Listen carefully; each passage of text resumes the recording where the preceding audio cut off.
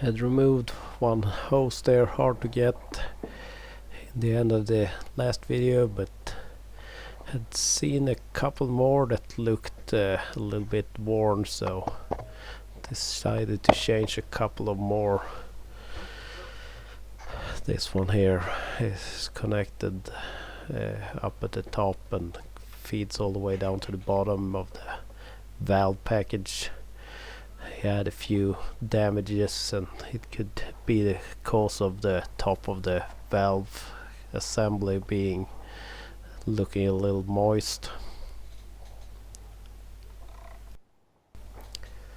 I had two more down there that looked really bad. Even if I didn't suspect any leak from them, I decided to change them as a precaution. Had to struggle a little to get them undone, but not too badly.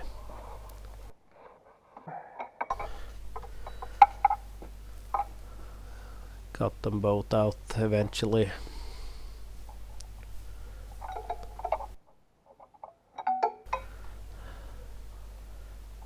Had made some tape marking them. Also brought in one of those adjusters I had replaced earlier. I saved the old ones. I might look at getting some new O-rings here if I need to change any more of these adjusters. If they turn out to be leaking, I might try to reuse these.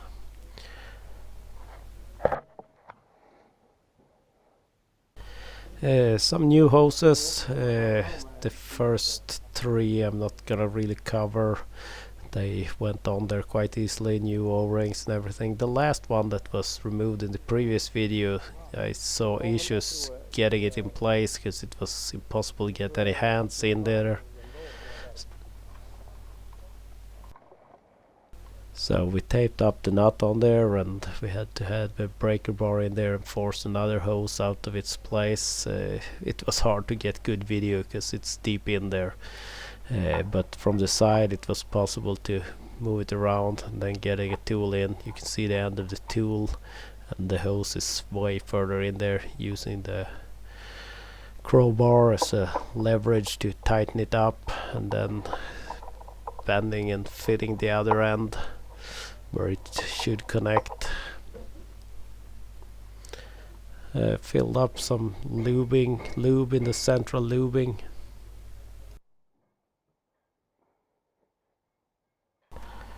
The next day we were gonna do some more tests with the measurements, and while the machine was actually quite warm, it would have started, but we let the diesel heater run for a little bit, and I have bought a carpet I wanted to fit to the harvester, even if it won't be a shoeless environment like the forwarder.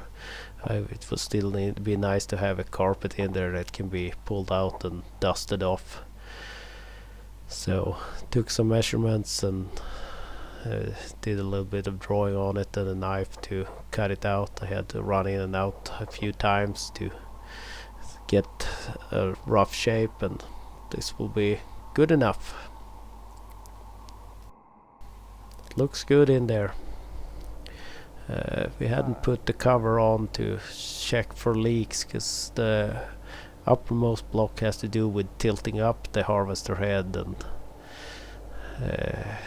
something I suspect is having a small leak up there, but nothing that really could be seen. So cover went back on. I got a few suggestions from the last video how to do a manual control log or control tree, and that worked perfectly. It transfers the data to the timber tail, as I figured out that the measuring device is called in English. So did a few tests with that.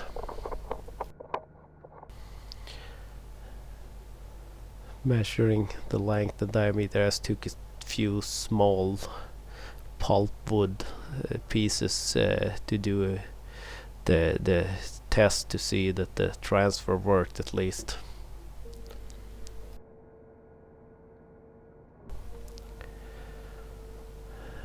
Took down a few bigger ones also. This was rotten at the bottom, so did a short one, but wasn't really awake enough that it was a big damage further up ahead also, so there it was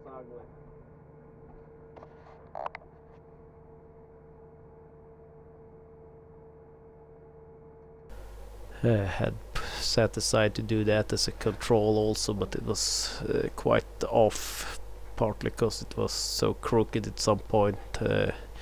That did make it harder. It kind of slipped a little in the harvester head on me, so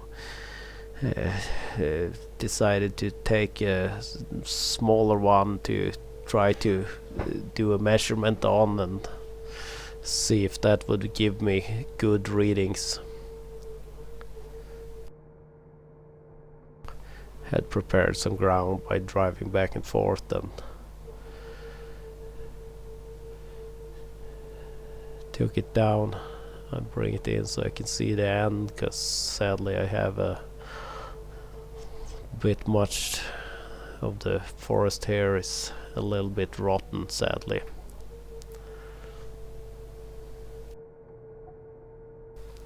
Let the computer do its thing regarding the where to cut them and what lengths to make them. And then did a control measurement of that log itself, and well, it seems to be working now. So I'm not sure how well it can be seen, but today I have better luck with the measurements now, and it's a 2.7% deviation. I would say most of that is probably because they are a little longer than, but I have some questions regarding what length I need to bring them. I will talk to the buyer before doing any adjustments, but the diameter looks to be in decent shape at least. My dad, this one didn't start. We had to tap the solenoid on the starter to get it going.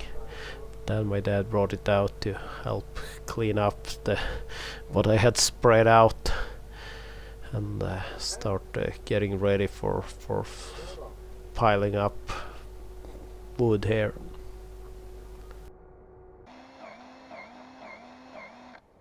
As the machine got back closer to the garage, I wanted to lube the bogie bearings, the bogie mounts. I had to replace 4 of the 5 actually of the grease fittings on there because they refused to accept any grease, but grease fittings are cheap. Then we folded out the load flex because for the foreseeable future it will be clear cutting.